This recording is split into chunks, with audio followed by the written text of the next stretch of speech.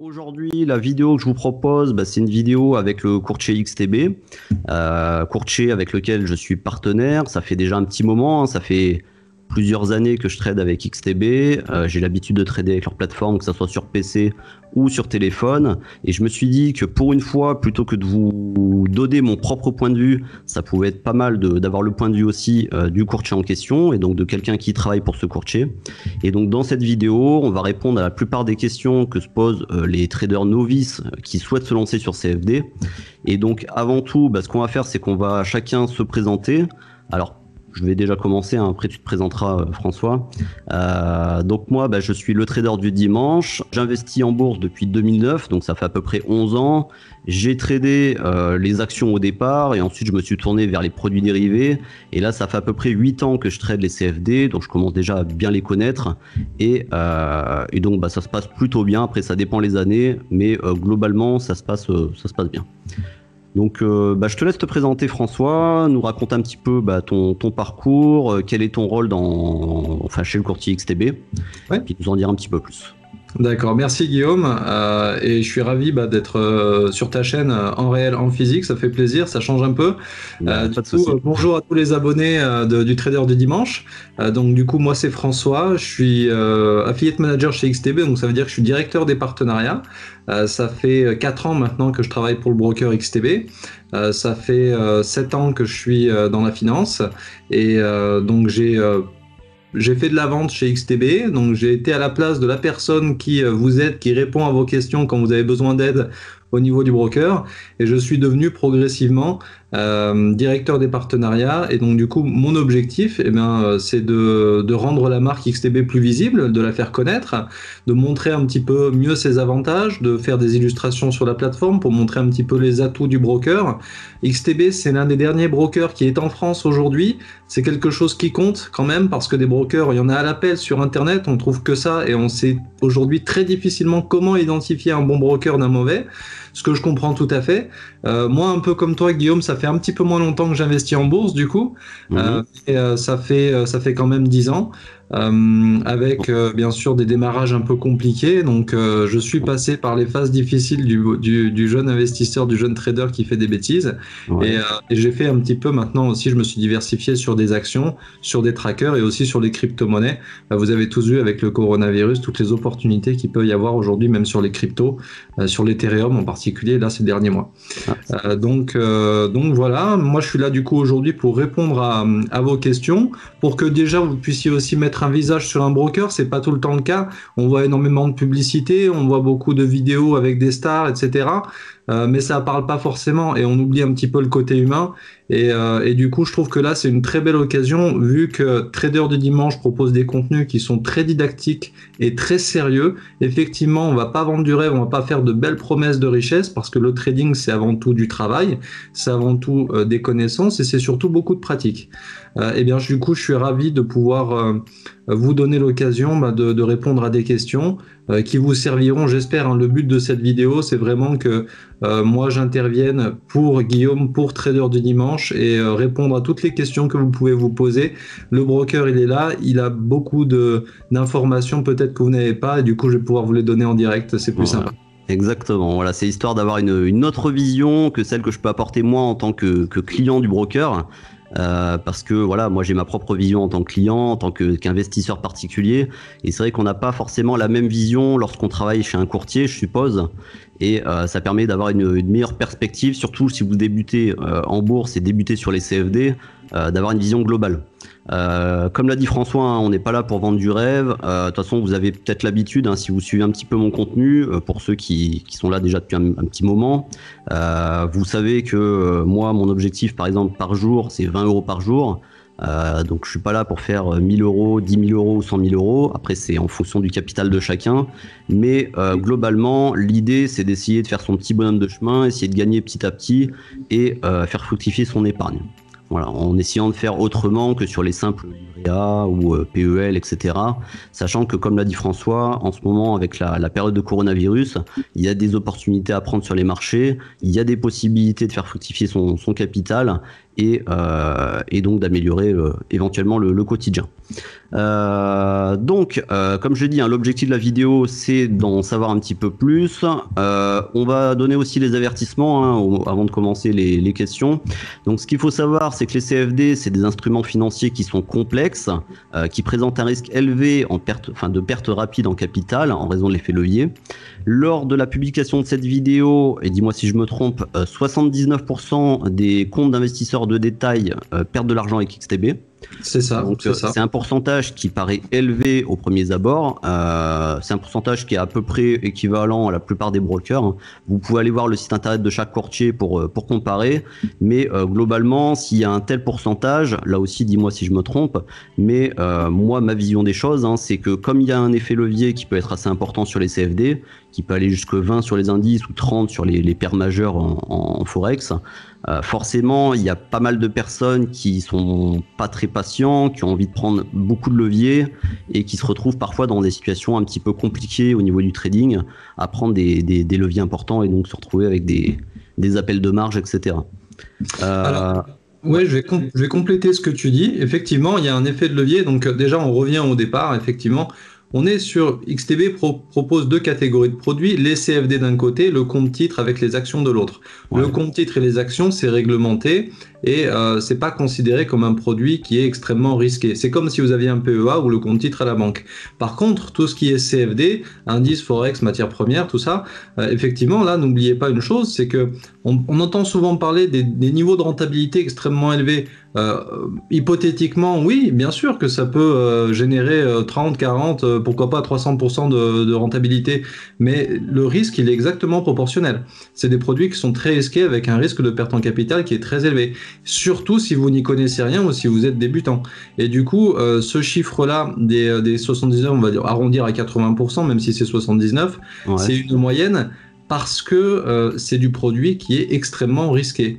Donc, on a tendance à considérer que c'est pas normal finalement d'avoir autant de perdants sur du produit, mais qui est très très risqué. Alors qu'en fait, pour moi, en fait, c'est tout à fait logique. C'est-à-dire que plus vous allez sur un produit risqué, plus vous augmentez vos probabilités, surtout si vous avez peu d'expérience, de perdre. Et c'est exactement ce qui se passe malheureusement sur le CFD. Il y a beaucoup de gens qui vont se ruer par appât du gain vers le CFD et qui vont trader sans connaissance, même sans connaître la plateforme, et évidemment ça donne de très mauvais résultats. C'est ça, voilà. En fait, il y a une contrepartie, c'est-à-dire que plus vous voulez faire de gains, plus forcément vous devez être prêt à perdre éventuellement de l'argent. C'est pareil pour tous les domaines, que ce soit sur un livret A, vous allez avoir un petit pourcentage d'intérêt, mais à côté de ça, vous avez la sécurité des fonds. Si vous voulez plus de rendement, vous allez peut-être faire de l'immobilier, mais peut-être qu'à côté de ça, vous allez tomber sur un mauvais payeur, etc. Donc plus vous voulez un rendement important, plus il faut être prêt aussi, en contrepartie, à prendre un risque qui sera lui aussi important. Complètement d'accord. Ouais. Donc, sinon, pour expliquer un petit peu comment moi j'en suis arrivé à aller sur les CFD, moi au départ, lorsque j'ai commencé à investir en 2009, je suis resté pendant 2 ans sur les actions, avec un compte titre classique, j'étais même pas sur PEA, j'étais juste sur compte titre, et je cherchais à faire fructifier mon épargne de manière plus active que sur les simples livrets d'épargne. Et c'est vrai que j'étais pas très patient. Alors à l'époque j'avais la vingtaine, j'étais encore étudiant, j'étais sur la fin de mes études, et c'est vrai qu'au bout d'un moment j'étais assez frustré. J'avais envie d'aller plus loin, d'avoir un rendement qui était plus important, et j'étais conscient qu'il y avait un risque. Après, j'ai appris qu'il y avait des produits dérivés comme, je sais pas moi, les ETF. Je me suis dirigé d'abord vers les ETF à effet levier. J'étais sur le CAC 40. Et ce qui s'est passé, c'est que j'ai perdu pas mal d'argent pendant l'été 2011, lorsque la crise de la dette grecque a ressurgi. Donc j'étais sur un ETF CAC 40 avec un levier, je sais plus, c'était un levier 5 je crois, et je me suis retrouvé avec une perte assez importante. Et donc c'est là, à partir de ce moment-là, que je me suis dit, bon, j'ai un petit peu envie de me refaire entre guillemets, même si c'est pas forcément la bonne méthode. Et donc je me suis intéressé au CFD parce que j'ai vu qu'il y avait la possibilité d'avoir un effet levier qui était plus important. L'effet levier, il peut aller, alors à l'époque, c'était pas comme maintenant, depuis il y a eu les règles de l'ESMA, mais à l'époque on pouvait avoir un levier qui pouvait aller à 100, 200 voire plus, même si je cautionne pas, mais bon voilà, il y avait la possibilité de le faire. Maintenant l'effet levier, il est quand même limité à 30 au maximum, mais même avec un levier de 30, c'est déjà très important et ça peut permettre de faire pas mal de choses. lorsqu'il y a des bonnes opportunités à prendre sur les marchés avec une forte probabilité de gain. Le fait de pouvoir prendre un effet levier qui est plus important que sur le SRD par exemple, si vous utilisez un compte titre classique, c'est assez intéressant. Après, parmi les autres avantages que moi j'avais trouvé, c'était le fait de pouvoir trader un grand nombre d'actifs. Moi sur mon compte titre, je pouvais trader principalement les actions, et là j'avais la possibilité d'investir sur les indices, sur les devises, sur les matières premières. Maintenant il y a aussi les crypto-monnaies depuis quelques années. Et aussi par rapport à d'autres produits que j'avais eu l'habitude de trader auparavant, il y avait, alors même si c'est des produits qui sont assez complexes, les CFD comparés aux actions, c'est quand même des produits plutôt simples à maîtriser une fois qu'on a bien compris le système de la marge. Et donc c'était aussi un des aspects qui m'a particulièrement plu et qui m'a fait opter pour les CFD. Après, et bon, justement pour commencer les questions, moi ce qui m'embêtait un petit peu au départ, et donc tu vas pouvoir répondre aussi à cette question, c'était le fait que j'avais besoin de confiance envers le courtier. Moi, lorsque j'ai commencé à ouvrir un compte titre au tout début, j'avais ouvert un compte titre chez ma banque, LCL, à l'époque, et j'avais confiance en ma banque parce qu'il y avait une agence à côté, etc. Donc je savais qu'il n'y avait pas de problème. Maintenant, ouvrir un compte chez un courtier en ligne, je sais qu'il y a quand même pas mal de personnes, même si bon, maintenant les jeunes sont habitués, il y a quand même pas mal de personnes qui se posent des questions et se disent est-ce que je peux avoir confiance dans un courtier en ligne et pourquoi j'aurais plus confiance en XTB plutôt qu'un autre? Et donc voilà ma question. Alors c'est une très bonne question. C'est vrai que le côté broker, le côté courtier, c'est pas français. C'est quelque chose de très anglo-saxon, c'est connu par tous les Américains, tous les Anglais, tous les anglo-saxons depuis très très longtemps, c'est très répandu, les courtiers, les brokers là-bas. Il y a des brokers pour tout, pour le pari sportif, pour effectivement faire de la bourse, pour de la banque, pour de l'assurance, pour de l'immobilier aussi, c'est vachement répandu aux États-Unis. C'est vrai que depuis plusieurs années, ça se démocratise pas mal. C'est vrai qu'à l'époque, quand j'ai commencé en 2009, et tu as dit que ça faisait 10 ans aussi que tu avais commencé à investir en bourse, il y a 10 ans, c'était pas aussi développé. Lorsqu'on voulait même ouvrir un compte de démonstration chez un courtier, moi je me rappelle, j'étais passé par un site tiers, c'était Bourse Match, je sais pas si tu connais. Ça me parle vaguement. C'était un site qui permettait d'ouvrir une sorte de portefeuille fictif avec de l'argent virtuel. Ouais. Et donc on pouvait même pas le faire via sa banque. Donc c'était vraiment un petit peu archaïque à l'époque. Ouais, c'est vrai que maintenant les jeunes sont plus habitués à ouvrir un compte en ligne en se posant moins de questions. Mais c'est vrai que parmi les abonnés de ma chaîne, en tout cas, il y a quand même une bonne partie qui ont peut-être plus de 35-40 ans et qui se posent cette question-là justement. Bah bien sûr, c'est vrai que les Français, ça a toujours été la banque. Le premier interlocuteur dès qu'il s'agissait de placement, c'est le banquier ou la banque. Alors que finalement, les banques aussi ont évolué. Vous avez vu aujourd'hui avec les banques en ligne, moi j'ai une banque en ligne, j'ai quitté ma banque réelle pour une banque en ligne. Ils proposent des trucs extraordinaires au niveau de leurs offres et le service, il est extraordinaire. Et le broker, c'est un petit peu le même principe. C'est un nouvel acteur pour les Français, mais qui de fait existe depuis très longtemps. Donc c'est un intermédiaire qui pourra exercer exactement le même rôle que votre banquier. Simplement, comme il ne va pas faire partie d'une aussi grosse institution, un broker, il ne sera pas aussi gros que la BNP Paribas, il n'a pas le même fonctionnement, il est beaucoup plus souple, beaucoup plus flexible, et du coup, il pourra être aussi beaucoup plus réactif et moins cher. Et c'est là que c'est intéressant. Puis de toute façon, maintenant, si on veut vraiment être compétitif, même les banques en ligne ne peuvent pas correctement faire de la compétition avec les brokers parce qu'elles sont trop chères. Bien sûr, après il y a un côté facilité, vous avez vos livrets A, vos PEL, tout ce qu'il faut dans votre banque et vous allez profiter pour passer des ordres avec la banque. Mais ça va vous coûter d'une manière générale beaucoup plus cher qu'un broker. Maintenant, effectivement, tu me dis Guillaume, moi je connais pas les brokers, comment je sais en reconnaître un bon? C'est ça, voilà. Pourquoi choisir XTB plutôt qu'un autre? Parce que c'est vrai qu'il y en a quand même pas mal en ligne. Moi je le vois au jour le jour. Lorsque je vais sur YouTube ou même sur Internet pour chercher les courtiers, il y en a quand même pas mal. Bien sûr, sur Internet, si tu tapes broker, tu vas avoir 15 000 résultats. C'est ça, exactement. Ouais. Donc là, c'est pareil, les Français adorent la sécurité, c'est pour ça qu'ils s'adressaient le plus souvent à leur banque. Adressez-vous d'abord à un broker qui est situé en France, qui a des bureaux en France, tout simplement pour des questions de sécurité et de réglementation. En France, on est quasiment les champions du monde en termes de droit, droit pénal, droit civil, droit des affaires, droit des assurances. On a un code monétaire et financier qui est épais comme ça. c'est fait pour protéger le particulier et l'investisseur. En plus, bien sûr, on est en Europe, donc il y a des institutions qui encadrent et qui surveillent tout ce que font les brokers et les banques. C'est la Banque de France, c'est l'AMF, c'est l'ESMA, et ça compte aussi en fait. Si vous voulez vraiment jouer la sécurité, en plus, il n'y aura pas une différence au niveau tarifaire qui sera ne serait-ce que significative. Elle serait minime, la différence au niveau des commissions. Vous allez vous adresser à un broker qui sera d'abord en France, avec un service client qui sera français, des équipes qui sont françaises. Donc là aussi, quelque part, quand on est en France et qu'on veut embaucher des gens à des postes Bac+5, Bac+3, on est obligé de respecter les règles, alors qu'à l'étranger, pas du tout. Ils ne sont pas forcément obligés de respecter les règles qui protègent les investisseurs en France, les règles de contrôle et de surveillance de l'AMF, qui sont toutes faites pour qu'il n'y ait pas de dérive et que le broker fasse pas n'importe quoi. Donc on va commencer par là. XTB, c'est en France depuis 2010. C'est contrôlé par l'AMF, c'est régulièrement contrôlé par la Banque de France, par l'URSSAF. Ouais. Voilà, on ne peut pas faire ce qu'on veut. On est obligé, si on veut garder notre réputation et si on veut gagner des parts de marché en France et en Europe, respecter toutes les règles et pas avoir mauvaise réputation. Après, c'est vrai que lorsque moi j'ai ouvert un compte chez XTB il y a quelques années, moi un des critères qui m'a poussé vers XTB, c'est le fait d'avoir un service client qui était en français. Ça m'arrivait d'ouvrir des comptes chez des courtiers qui n'étaient pas français, et c'est vrai que lorsque j'ai un problème, je sais pas, moi j'ai un problème technique sur la plateforme, je me pose une question, etc. J'aime bien avoir quelqu'un qui parle la même langue, parce que c'est vrai que faire du Google Trad par mail ou même par téléphone, c'est pas forcément évident et on comprend pas forcément tout.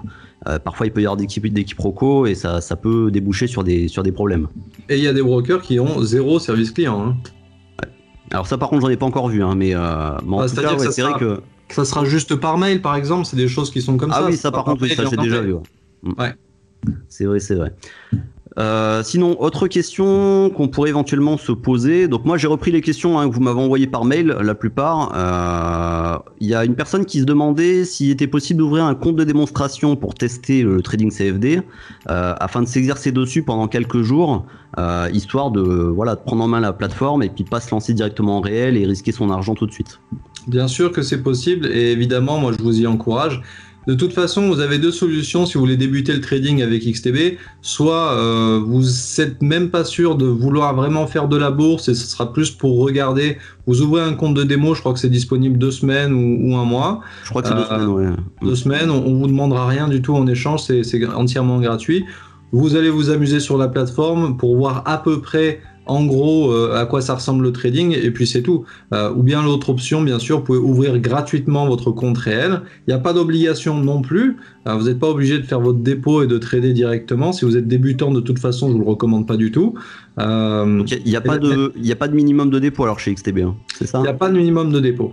Après, là-dessus, on pourra en parler dans une autre question parce que c'est un sujet très important avec combien il faut commencer. Mais pour terminer, ouvrez votre compte réel, il faut une pièce d'identité et un justificatif de domicile, répondre à un questionnaire sur vos connaissances en finance qui fait 2 minutes, mais c'est obligatoire, c'est comme ça en France. Et après, vous avez votre compte réel de côté. Et de l'autre côté, vous pouvez créer autant de comptes de démonstration que vous voulez. Et si vous êtes débutant, c'est pas mal parce que vous avez tout le temps de vous exercer sur la plateforme pour la maîtriser. Vous avez les contenus de formation basiques qui sont disponibles également depuis la plateforme. Et quand vous êtes prêt à franchir le pas, vous faites votre dépôt. Et là, vous commencez en réel et en micro-lot si vous n'avez jamais fait de réel avant, peut-être. D'accord. Donc là, oui, que tu confirmes, on peut ouvrir un compte de démonstration comme ça en quelques clics. Ça prend quoi ? Ça prend 5 minutes, c'est ça ? Le compte de démo, il prend même pas, il prend 1 minute le compte de démo. C'est un mot de passe, c'est tout. Donc c'est rapide, il n'y a pas de souci. Et donc pendant 2 semaines, a priori, on peut utiliser la plateforme. Ah, pas a priori, c'est 2 semaines. Vous éventuellement reprolonger de 2 semaines s'il faut. Là, je pense que XTB va plutôt vous dire d'ouvrir un compte réel vu que c'est gratuit, puisque au bout de 2 semaines, normalement, vous vous êtes fait un avis. C'est vrai qu'en 2 semaines, oui, on se fait quand même un bon avis. Ouais. C'est vrai que ça permet d'avoir un peu le temps de comprendre ce que c'est la marge. En général, ce qui se passe, et je l'ai moi-même vécu lorsque j'ai commencé au tout début les CFD, c'est qu'on lance un compte de démonstration, on se lance dans un trade, et souvent on a tendance à prendre beaucoup de leviers d'un coup, on se rend pas compte de l'exposition qu'on a. Et c'est là qu'on tâtonne un petit peu pendant quelques jours et qu'on comprend un petit peu le fonctionnement. Donc c'est vrai que 2 semaines, oui, c'est déjà pas mal, hein, c'est vrai. Ouais, c'est ça, on revient aux erreurs de débutant. Hein. Je connais rien au trading, du coup je vois que j'ai un compte de démonstration avec 20 000 euros. Je sais pas ce que c'est qu'un volume, et je vais tout mettre comme si j'étais au poker. Je vais faire un all-in en achetant du CAC 40 et ça va être n'importe quoi. C'est ça, ouais, c'est vrai. Sinon, au niveau des comptes, qu'est-ce que vous proposez? Est-ce que vous proposez des comptes à risque limité? Oui, alors ça, c'est obligatoire. En tout cas, pour les brokers qui sont en France, hein, c'est obligatoire. C'est le compte que vous aurez d'office chez XTB quand vous allez ouvrir un compte réel. D'accord. Et est-ce que tu peux expliquer rapidement ce que c'est un compte à risque limité pour ceux qui connaissent pas? Alors, compte à risque limité, ça vient de la loi Sapin 2, si je fais pas de bêtises. En tout cas, c'est réglementaire. Le but, c'est quoi? Vous avez 10 000 euros sur le compte, ou même 1 000 euros sur le compte, et vous allez investir 300 euros sur les 1 000 euros que vous avez. Eh bien, quoi qu'il se passe, même si vous n'avez pas de stop loss ou quoi que ce soit, vous ne pourrez jamais perdre plus que les 300 euros que vous venez d'investir. La marge, c'est le maximum de capital perdu. Donc ça, c'est une énorme sécurité parce qu'évidemment, en théorie, si vous n'avez pas cette sécurité-là, vous pouvez perdre plus que les 300 euros que vous avez investis. Ça peut monter à 500 puisque vous avez 10 000 euros sur le compte ou 1 000 euros sur le compte. D'accord. Mais par contre, juste une question aussi. Régulièrement, moi, on me pose la question, est-ce qu'on peut perdre plus que l'argent qu'on a sur le compte de trading? Alors de toute façon, non. Hein. Le compte à risque limité, on ne peut pas perdre plus que la marge. Et de toute manière, sur l'ensemble des comptes XTB, il y a ce qu'on appelle la protection contre le solde négatif, c'est-à-dire que vous ne pourrez jamais être en négatif, vous ne pourrez jamais devoir de l'argent au broker, comme si vous étiez à découvert à la banque. C'est pas possible. Et ça, c'est valable pour tous les brokers ou juste pour XTB? Ah non, c'est valable pour les brokers qui sont en France et qui respectent les règles. D'accord, donc il n'y a aucun moyen que je perde plus que l'argent que j'ai déposé sur le compte de trading. Ah non, chez XTB, c'est impossible. Possibilité. D'accord. Voilà. Sinon, une autre question qu'on se pose et que, alors t'en as parlé tout à l'heure, avec quel capital est-ce qu'on peut démarrer le trading? Et en l'occurrence, bah là, les CFD, hein, vu qu'on parle des CFD, et quel capital minimum est recommandé dans ce cas-là? Alors, ça, c'est une grande question que se posent la plupart des débutants. Parce que quand vous faites du trading sur CFD, comme tu l'as dit Guillaume, il y a un effet de levier. L'avantage de l'effet de levier, c'est effectivement qu'on n'est pas obligé d'être riche ou fortement capitalisé pour pouvoir trader. Sinon, il faudrait, je vous le dis tout de suite, comme si vous tradiez sur du futur, que vous commenciez avec 40 000, 50 000 euros si on veut être un peu sérieux. Tout le monde n'a pas 40 000 ou 50 000 euros dans son épargne. Ça fait quand même un gros capital. Mettons que vous ayez peut-être, soyez propriétaire de votre appart ou de votre maison, vous avez peut-être un crédit déjà sur la voiture ou sur 2 voitures, vous avez peut-être un PEL, vous avez peut-être un PEA dans un centre, donc mettre 50 000 euros, ça fait beaucoup. Donc, ou alors, on peut les avoir, mais pas avoir forcément envie de les immobiliser. Ouais, ou de les risquer. Voilà, moi c'était mon cas, hein, c'est pour ça que je donne cet exemple-là, c'est que moi en ce moment je suis en train de rechercher pour investir dans l'immobilier, et pour pouvoir avoir un prêt à un taux intéressant, il faut que la banque elle voit que j'ai de l'épargne. Donc si je le laisse chez un courtier, je laisse 40 000 euros chez le courtier, forcément c'est de l'argent en moins sur mon compte courant, et donc potentiellement la banque peut se dire bon il a pas autant d'argent que ça. Ouais, donc c'est vrai que le fait d'avoir un compte CFD, donc d'avoir accès à du levier, ça permet d'immobiliser peut-être moins d'argent pour avoir le même résultat. Exactement. C'est ça l'avantage au moins du CFD, c'est que en soi, par exemple sur l'euro-dollar, on propose le micro-lot. Micro-lot, c'est 0,01 contrat. Eh bien, c'est simple, c'est de mémoire 33 euros de marge. C'est-à-dire, vous allez sortir de votre portefeuille 33 euros qui vont aller sur l'euro-dollar puisque vous voulez acheter de l'euro-dollar. Ça commence très très bas, donc c'est valable aussi sur le pétrole, c'est 30 euros, enfin bref, ou même sur le DAX, l'indice allemand, je crois que c'est 130 ou 150 euros. Ouais. Donc ça, c'est l'avantage.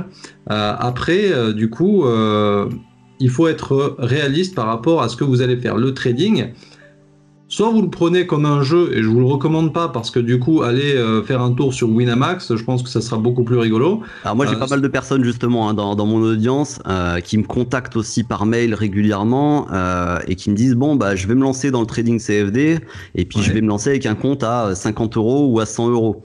Et c'est pour ça que j'ai réalisé une vidéo aussi sur ma chaîne il y a pas si longtemps, hein, où vous pourrez aller la voir si vous voulez, je vous mettrai le lien dans la description. Et moi, de mon point de vue, et tu me diras aussi ton propre point de vue en tant que courtier, moi j'avais dit que le capital minimum, de mon point de vue, ça devait être au minimum 500 euros. Parce que pour moi, pour faire vraiment quelque chose enfin du moins commencer à faire quelque chose sur les CFD, il faut au moins avoir 500 euros pour pouvoir, j'avais pris l'exemple d'ailleurs du CAC 40, pour pouvoir prendre une position à 1 euro le point sur le CAC 40 là actuellement, sachant qu'on a 5000 points, il faut 250 euros, enfin il faut immobiliser 250 euros. Donc c'est-à-dire qu'avec 500 euros, on peut aller jusqu'à 2 euros le point, ce qui ne représente pas non plus une position énorme. Sachant que le CAC 40, il peut évoluer peut-être de, allez, on va dire 2% sur une journée en moyenne. 2%, ça représente 100 points, donc ça fait à 1 euro le point, ça fait 100 euros de gain ou de perte, potentiellement. Donc c'est pas des positions de fou. C'est pas mirobolant non plus, hein, comme tu dis. Moi, je suis d'accord avec ce que tu as dit. 500 euros, c'est le grand minimum. En fait, c'est un peu la loi des probabilités aussi, hein, le trading et la bourse. Dites-vous ça. Dans votre avis, vous avez plus de chances de réussir sur un produit qui est très risqué, avec, en plus où il y a des minimums avec 200 euros ou avec 20 000. Voilà. Hein. Le but, c'est déjà, c'est de pas perdre son temps. Et si vous voulez dire, moi je vais faire du trading, je vais y consacrer des heures, je vais me former avec un compte à 300 euros, vous allez dépenser énormément de temps, énormément d'énergie pour gagner rien du tout. Donc vous allez perdre beaucoup de temps alors que finalement vous auriez pu directement prendre un compte titre, acheter une vingtaine d'actions et vous laisser ça de côté pendant 5 ans et on en reparle après. Le trading c'est fait a priori quand même pour gagner de l'argent et il faut pas perdre son temps. Donc il faut avoir un minimum. Le minimum effectivement comme tu dis, je suis d'accord, hein, c'est au moins 500 euros. Moi je dirais même 1000 euros parce qu'il faut garder en tête aussi une chose dans le trading, c'est qu'on investit toujours une toute petite partie du capital qu'on a sur le compte. Voilà. C'est ça. Et c'est vrai que si vous faites un petit peu, alors pour ceux qui suivent mon contenu, si vous faites un peu le lien avec les lives que je propose sur la chaîne, vous voyez que là actuellement, moi je trade avec un compte à 2600 ou 2700 euros sur le compte, et vous voyez que je prends pas des positions énormes, je prends des positions à 1 euro le point, 2 euros le point sur le CAC 40, voire sur le DAX ou le Dow Jones. Donc ça aussi, on me pose régulièrement la question, on me dit mais pourquoi tu prends aussi peu de positions alors que tu as un capital qui est quand même assez important par rapport aux positions que tu prends. Et moi je répète souvent, j'ai pas toujours le meilleur timing pour acheter ou pour vendre. Je sais que j'aurai pas forcément le meilleur moment, ça sera pas le plus bas ou le plus haut, et donc je me laisse une marge. Je préfère commencer petit et éventuellement donc fractionner mon ordre d'entrée et le faire en plusieurs fois, plutôt que de le faire d'une fois et puis me retrouver justement avec un solde négatif qui sera assez important. Donc voilà, c'est vraiment l'idée, c'est de pas chercher à avoir le levier le plus important. Je préfère avoir un capital de 2500, 2600 ou 2700 euros et prendre des positions à 1 euro le point, mais être plutôt tranquille et pas avoir un gros levier, plutôt que de me retrouver avec des grosses positions et un tout petit capital, comme on l'a dit, avec moins de 500 euros par exemple, et regarder mon téléphone toutes les 2 secondes en me disant, bon mince, il y a le broker qui va me contacter ou clôturer ma position parce que je suis en appel de marge. Ouais, bah ça, ce que tu dis, c'est du vrai trading. Le trading, c'est pas quelque chose qui est censé être ultra risqué où on va faire un coup de poker, c'est même l'inverse. Et c'est pas non plus de gagner à tous les coups le trading. Le trading, c'est qu'à la fin de l'année, vous ayez beaucoup plus gagné que ce que vous ayez perdu. Et que du coup, quand on fait le total, on arrive quand même à un pourcentage de rendement qui est plus élevé qu'un PEL, qui est plus élevé qu'un livret. Voilà, c'est entre 5 et 15%, on va dire ça. C'est vrai. Alors, ça va permettre de rebondir sur une autre question ensuite. C'est quelles sont les erreurs à éviter quand on débute dans le trading ? Selon toi, hein, c'est quoi enfin, justement, en ayant une vision en tant que courtier, qu'est-ce qui pour toi représente les principales erreurs que tu peux rencontrer justement par rapport aux clients que tu suis ? Alors, on en a dit déjà pas mal, mais il y en a une que j'ai vraiment en tête, c'est la psychologie en fait, c'est-à-dire bon déjà évidemment si vous connaissez pas la plateforme, vous savez pas ce que c'est, le volume, la marge, la valeur de points, vous êtes foutu, je vous le dis tout de suite. Hein. Après il y a vraiment quelque chose psychologiquement qui me vient à l'esprit, c'est la perte, on laisse courir la perte. Ça c'est très répandu et surtout chez les débutants. Et on a beau les prévenir, on a beau leur dire attention, le but c'est toujours de garder une marge de manœuvre suffisante sur votre capital pour retrader derrière. C'est pas anormal de perdre, je dirais même que c'est normal de perdre, surtout quand on commence le trading. Moi j'ai perdu plusieurs milliers d'euros d'investissement en bourse sur du CFD précisément quand j'ai commencé, et encore aujourd'hui ça m'arrive de faire des mauvais mois et d'être vraiment mauvais sur un mois et je suis en négatif. Hein, et ça m'arrive aussi à moi également, hein, parfois. C'est vrai que lorsque vous me voyez en réel, en live, je prends des petites positions, mais c'est vrai que ça m'arrive de temps en temps de prendre des positions un petit peu plus élevées parce que justement, je manque un petit peu de patience à certains moments, et c'est là qu'on se rend compte justement qu'il faut pas dévier de cette rigueur-là parce qu'on commence à faire des bêtises. Et ça me fait rebondir aussi sur autre chose, c'est que pour comparer justement le trading, en l'occurrence sur CFD, par rapport aux paris sportifs, la différence avec les paris sportifs, c'est qu'on va se lancer sur un pari, par exemple sur un match de foot, et on va attendre 90 minutes, on aura le résultat, c'est pile ou face.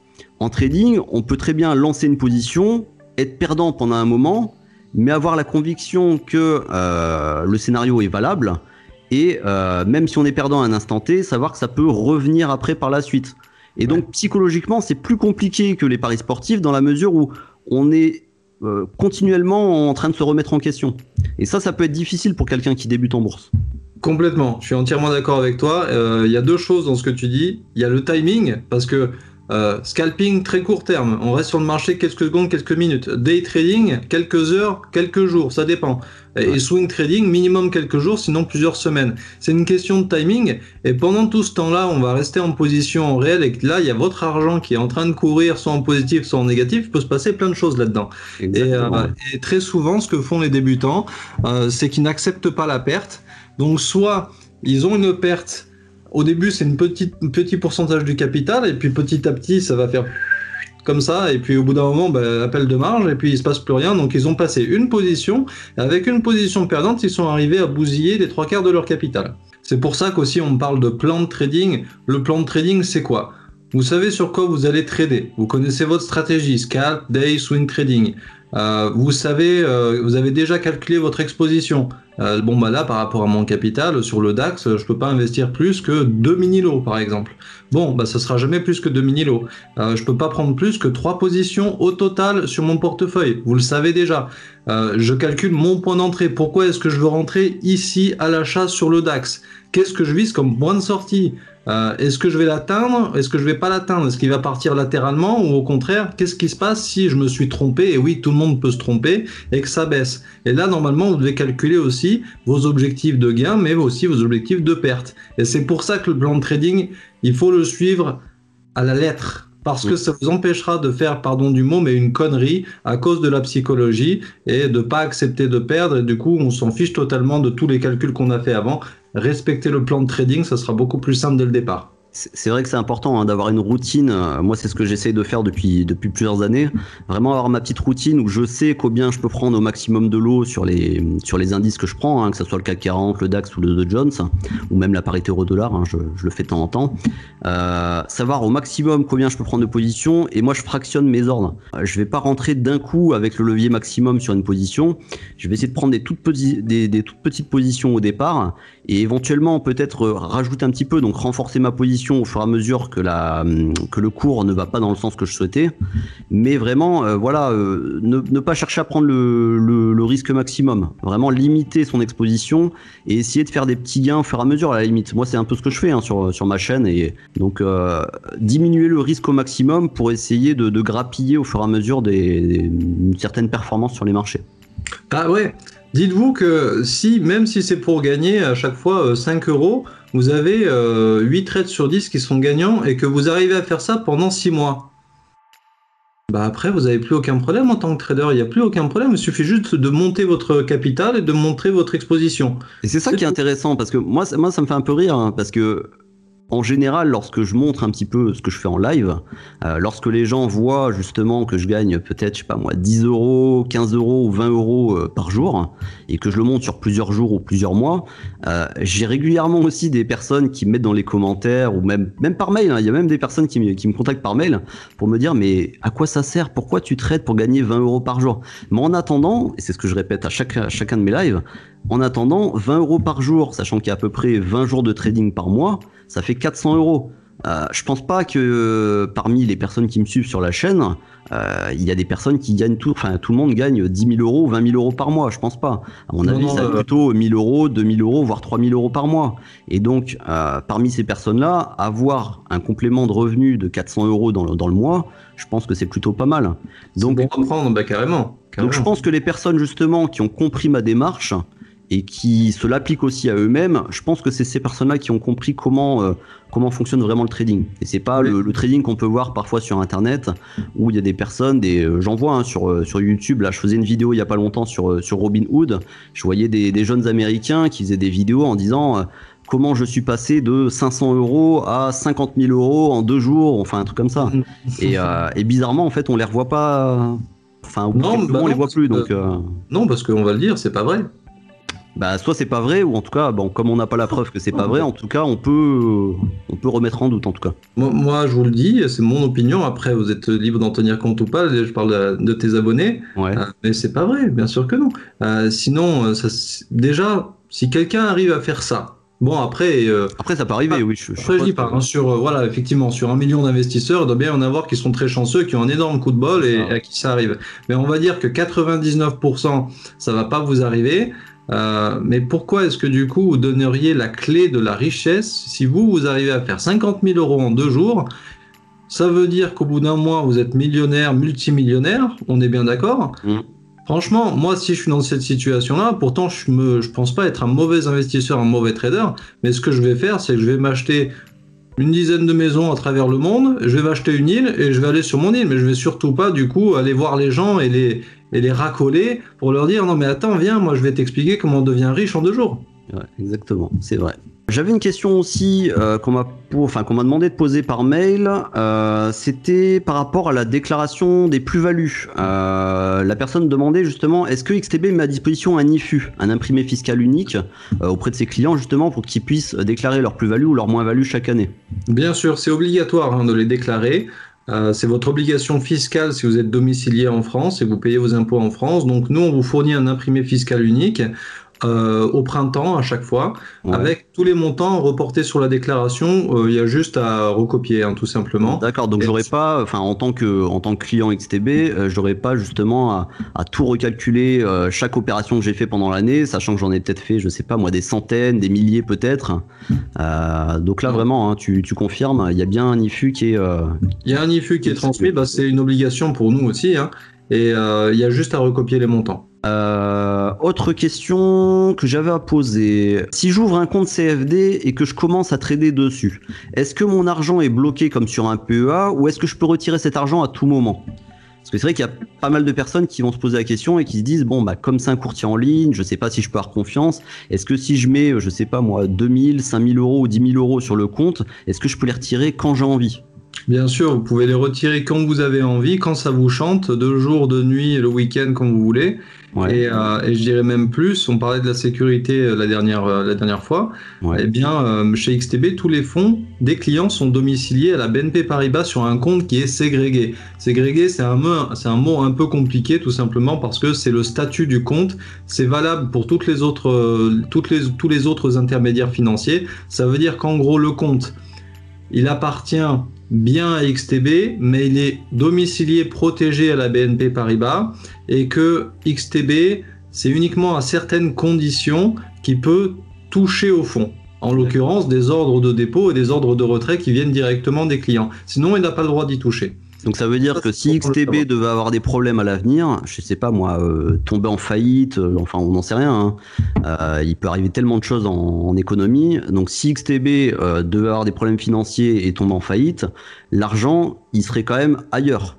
Il serait protégé à la BNP Paribas à Paris, en l'occurrence, ça doit être à 200 mètres des bureaux d'XTB, le siège de la BNP Paribas, boulevard Haussmann. D'accord, donc ça veut dire qu'il y a quand même une bonne sécurité des fonds, et donc si j'investis via XTB, enfin moi c'est déjà le cas, hein, mais je me mets à la place d'un débutant, je suis quand même assuré qu'il y a une certaine sécurité au niveau de mes fonds et que voilà, vous n'allez pas en faire n'importe quoi.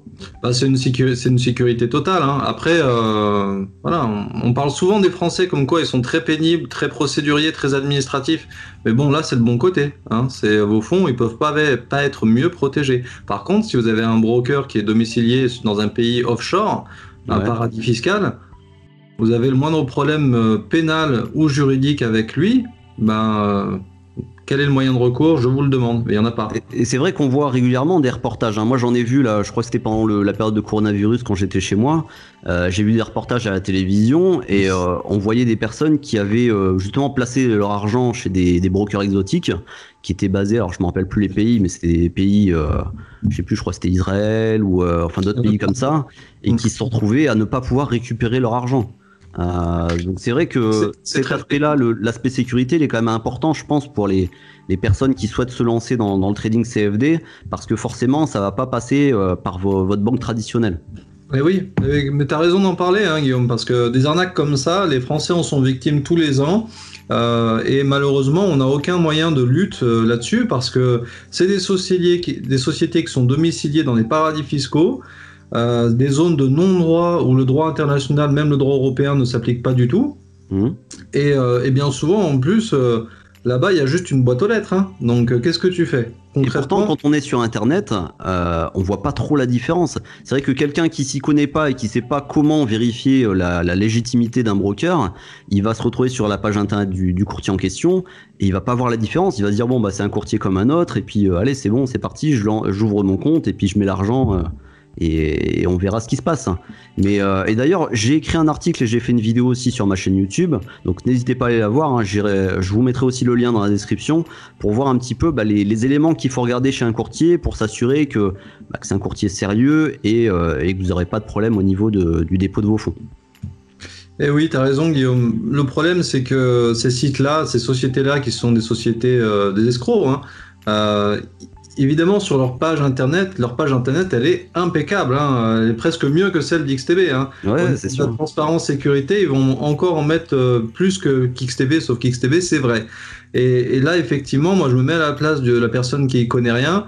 Bah, t'as envie d'y croire parce que déjà, c'est super bien présenté, le design et tout. On te dit qu'il y a une sécurité totale. Alors là, il y a quand même un truc à faire. Bon, déjà, s'il y a une adresse en France, vous pouvez la vérifier. Il y a quand même Google Maps aussi. Hein. N'oubliez pas Google Maps. Il n'y a pas besoin d'aller jusqu'à Paris pour voir si les bureaux d'XTB sont bien là. Sinon, bien sûr, vous passez un coup de fil. Et sinon, ça, c'est la meilleure des solutions. Il y a toujours des petits textes, des petites lignes en bas du site avec des petits liens qui sont censés renvoyer vers les conditions générales, les conditions particulières.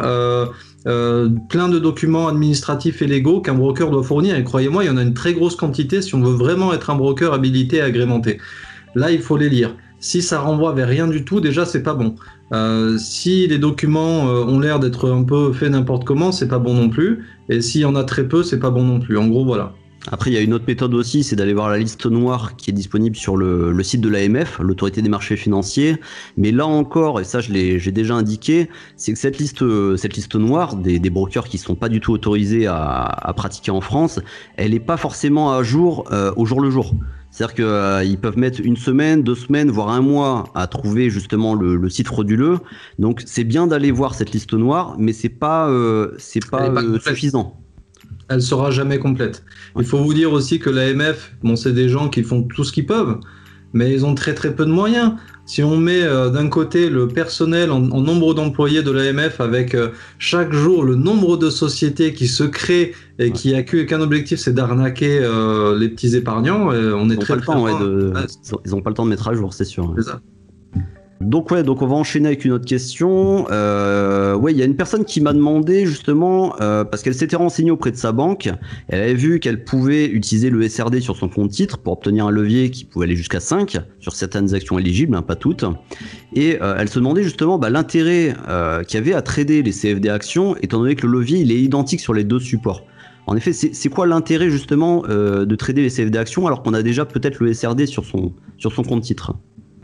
Alors, du coup, c'est une très bonne question. J'avoue que, de mon point de vue, il n'y a pas tellement de différence. C'est deux produits qui sont très similaires. Donc, moi, j'ai pas d'expérience à ce niveau-là, puisque je fais du compte titre et je fais pas d'ordre avec du SRD. Et le CFD Action, j'y touche vraiment très peu. Donc, j'ai pas vraiment de retour. Je sais pas si c'est ton cas, du coup. Alors, moi, personnellement, hein, je n'investis pas sur les CFD Actions, mais c'est vrai que lorsque j'avais fait des comparatifs, et il y en a un dans une de mes vidéos sur YouTube, je crois que c'était SRD vs CFD Action.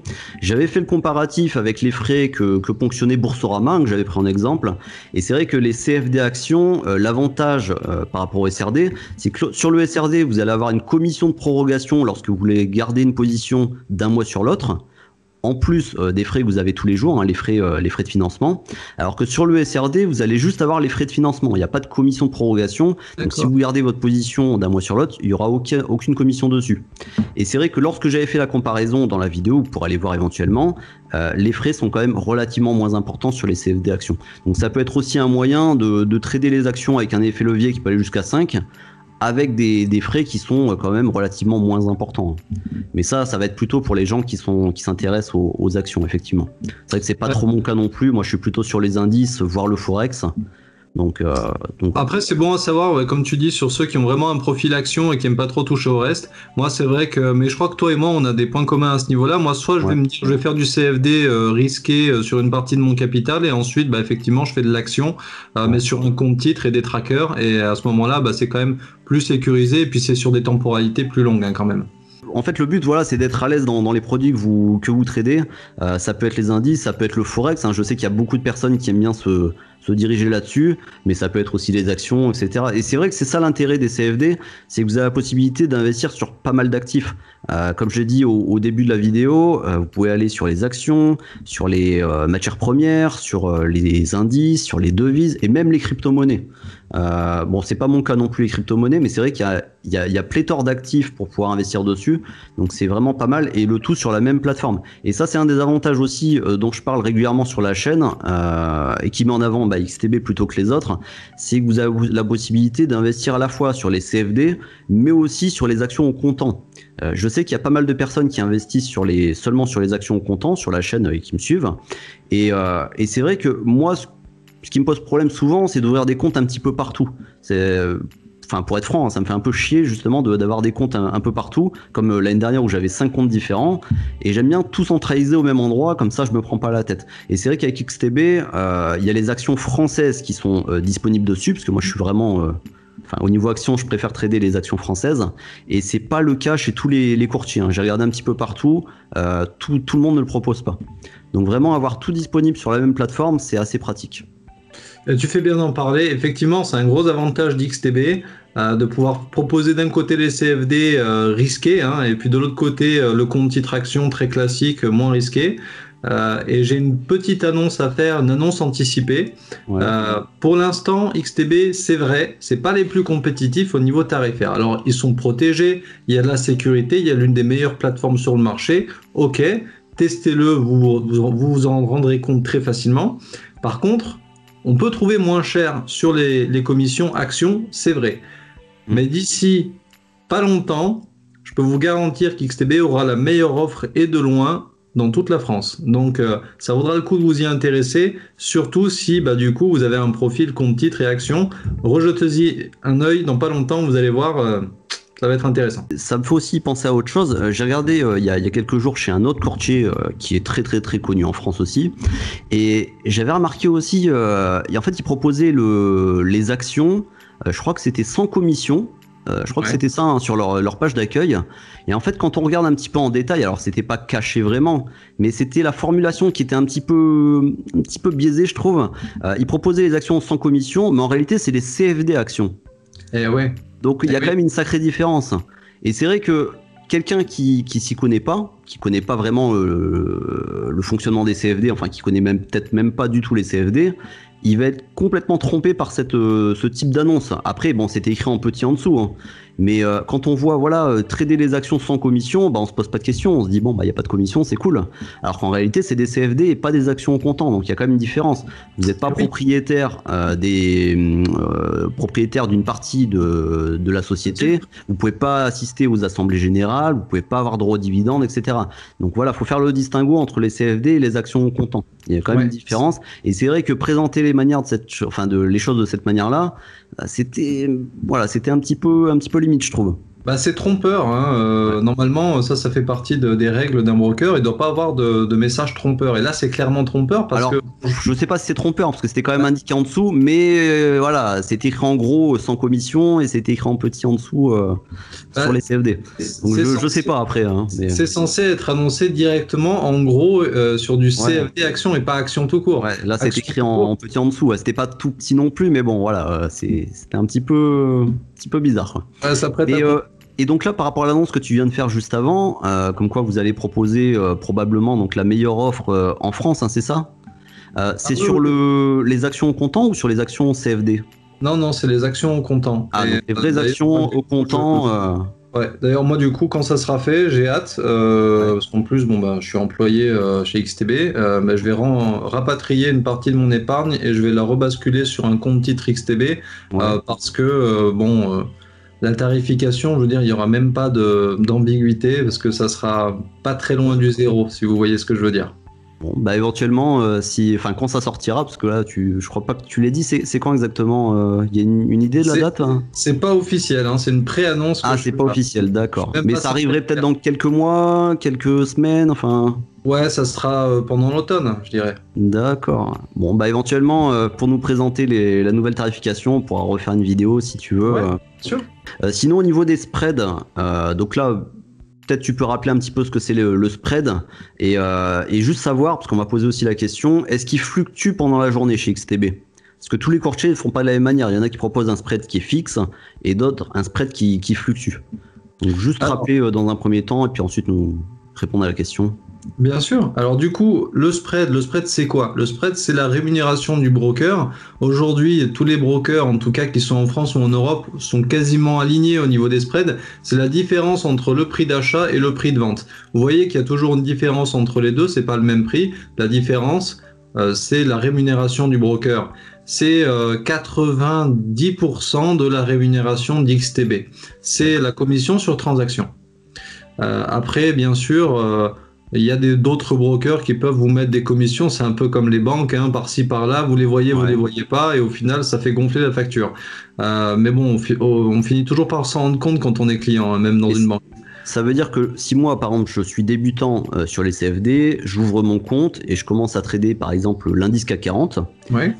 Lorsque j'achète l'indice CAC 40, les seuls frais que je vais avoir, c'est le spread, c'est ça? Il n'y a pas de commission en plus?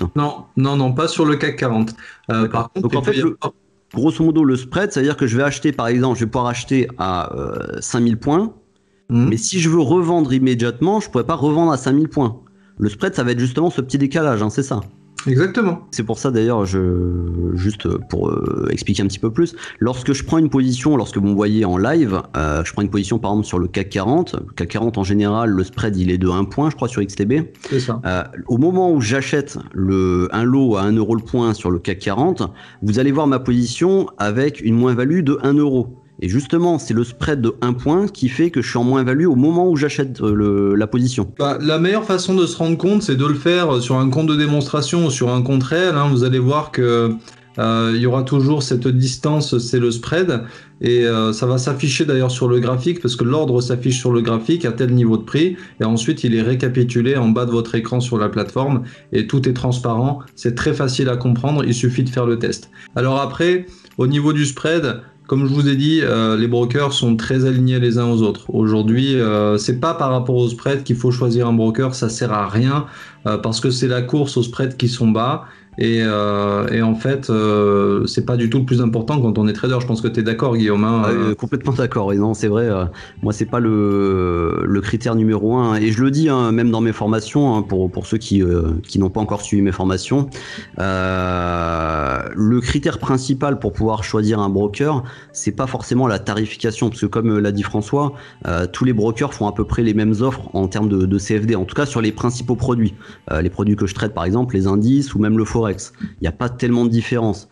Et moi, ce que je mets surtout en avant, personnellement, hein, on n'en a pas encore parlé, mais c'est plutôt la qualité de la plateforme et le service client. Pour moi, c'est les deux critères principaux que je prends en compte. La plateforme, parce que c'est vrai que avoir une plateforme qui est pas intuitive, qui est pas ergonomique, c'est un peu chiant au quotidien, parce que c'est vrai que je passe quand même pas mal de temps dessus, que ça soit sur le PC ou le téléphone, et d'ailleurs principalement sur le téléphone.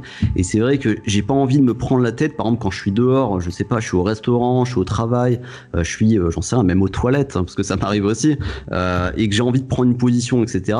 J'ai pas envie de passer 10 minutes à comprendre comment placer mon ordre ou à le configurer. Donc c'est vrai que c'est très important, et pareil, le service client, on en a parlé au début de la vidéo, c'est très important aussi, parce que si un jour il se passe quelque chose, je sais pas moi, il y a un problème avec la plateforme, ou alors je me pose une question et que j'ai pas la réponse en allant sur le site internet, bah, j'ai bien envie d'avoir quelqu'un qui comprenne ce que je lui ai dit, et j'ai pas envie de passer non plus 3 heures sur Google Trad à essayer de le faire comprendre. Oui, là du coup, c'est l'avantage aussi d'avoir un broker qui se développe sur le marché, parce qu'XTB, ça a été créé au début des années 2000, en 2000 même, je crois précisément, ou 2002, et c'est en France depuis plus de 10 ans. On a gagné beaucoup de parts de marché sur la clientèle française. Donc du coup, on a développé nos équipes, et on est passé d'une petite équipe de vendeurs à aujourd'hui, on a plus d'une douzaine de vendeurs. C'est des gens qui sont là disponibles de 8h du matin à 20h. Bon là, effectivement, avec le coronavirus, ça a dû changer un petit peu. On a modifié les horaires, mais ça compte. C'est des gens qui sont qualifiés, qui sont diplômés, qui sont certifiés parce que on leur demande de passer des tests justement pour la réglementation française, respect de la clientèle, lutte anti-blanchiment d'argent. Ça peut être aussi évidemment de ne pas faire de conseil en investissement parce que c'est interdit, il faut être habilité pour faire du conseil en investissement. Tout ça, ça compte, et c'est des gens qui peuvent vous répondre dès que vous les appelez. Par rapport à la plateforme, c'est vrai que moi je trouve que c'est le deuxième critère, hein, comme j'ai dit, qui est important, hein, dans le choix d'un courtier. Moi, ce que j'aime avec la plateforme XTB, c'est la simplicité. C'est très épuré. Il y a vraiment, il y a 3 fenêtres, hein, grosso modo. La fenêtre à gauche pour choisir les actifs, la fenêtre à droite pour les graphiques, et la fenêtre en dessous pour les positions en cours, etc., les ordres. Et je trouve ça vraiment très clair. Pour moi, c'est la meilleure plateforme gratuite qu'on peut trouver aujourd'hui. Après, je pense aussi personnellement, hein, parce que j'ai fait quand même pas mal de courtiers, hein, comme tu le sais. J'ai ouvert des comptes chez quasiment tout le monde, hein, en France. Et c'est vrai que c'est la plateforme que je préfère parmi tous les courtiers, hein. Au niveau PC, moi je trouve ça agréable de trader dessus. C'est la meilleure gratuite qui est disponible sur le marché, et pour moi de très très loin. Là, je le dis en tant qu'investisseur, j'enlève la casquette XTB parce que, comme je vous ai dit, j'ai des comptes un peu partout et pas forcément que chez XTB. Après, en version payante, on peut peut-être trouver mieux. Il y en a une en particulier, mais du coup, elle sera payante. Ça sera un abonnement mensuel, et comme tu l'as dit, elle peut être assez complexe, surtout quand on est débutant, parce qu'il va y avoir une tonne de fonctionnalités dessus. Elle sera pas aussi. Je vois de qui tu parles, oui. Mais après, j'en parlerai éventuellement, hein, plus tard dans d'autres vidéos. Mais c'est vrai que ça va être plus pour des personnes qui aiment l'analyse graphique. On parle bien de la même plateforme. Et c'est vrai que moi, c'est pas du tout mon approche sur ma chaîne YouTube. C'est peut-être un de mes défauts, hein, sur la chaîne, mais c'est vrai que moi je suis pas trop axé sur l'analyse graphique, donc j'ai pas besoin de tout ça. J'ai pas besoin d'aller trifouiller dans 36 indicateurs différents pour essayer de trouver la meilleure stratégie possible. Pour moi, quelque chose qui fonctionne, c'est quelque chose qui est simple. Et c'est vrai que j'arrive à avoir des performances parfois qui sont bien meilleures que d'autres, alors qu'eux vont essayer depuis des années de trouver la meilleure méthode possible en essayant de faire des calculs de malade. Enfin voilà. Après, bon, chacun son approche, hein, mais c'est ma vision des choses en tout cas. Je te rejoins parce que moi, par contre, je fais beaucoup d'analyses techniques, beaucoup de chartisme, des figures techniques. Donc t'es plutôt à l'opposé alors. Pas à l'opposé, parce que je fais 80% ou 90% de mon trading, c'est du day trading. Et je mélange, comme je fais indice et matières premières. Matières premières, c'est indispensable, il faut que je fasse beaucoup de fondamentales. Mais par contre, comme je fais du day trading sur quelques heures, parfois dans la journée, la technique, ça m'aide énormément. Mais il n'y a pas besoin d'avoir 150 fonctionnalités de dessin. Et comme tu l'as dit, il n'y a pas besoin non plus d'avoir 50 indicateurs qui sont superposés sur son graphique, où on n'y lit plus rien, on n'y comprend plus rien. Il faut les utiliser correctement, et il faut les utiliser pour ce que c'est. Un indicateur, un oscillateur, c'est un outil d'aide à la décision. En aucun cas, c'est un instrument miracle qui vous fera gagner. Vous pouvez trader avec le RSI simplement parce que ça dépasse les 70, ça va refranchir les 70. Faites-le 50 fois, vous allez me dire sur 50 fois combien de fois vous avez gagné, combien de fois vous avez perdu, vous allez voir, ça va pas être rigolo. Et c'est valable pour tous les indicateurs. On parle aussi beaucoup d'Ishimoku depuis quelques années en France. C'est assez à la mode, ouais. On nous en rebat les oreilles sur Internet, Ishimoku. C'est pas un indicateur miracle, je vous le dis tout de suite. Hein. Si vous vous fiez uniquement à Ishimoku, vous allez perdre 9 fois sur 10, j'en suis certain. C'est un outil d'aide à la décision, donc ça doit être pris pour ce que c'est. Est-ce que c'est pratique? Oui, moi ça me sert. Je me sers du RSI, je me sers beaucoup des retracements de Fibonacci par exemple, je me sers parfois des moyennes mobiles quand je fais du moyen long terme, ça m'aide, mais ça fait que m'aider, ça vient confirmer ce que je pense déjà finalement. Sinon, c'est pas la peine. Non, mais je suis totalement d'accord, hein. C'est vrai.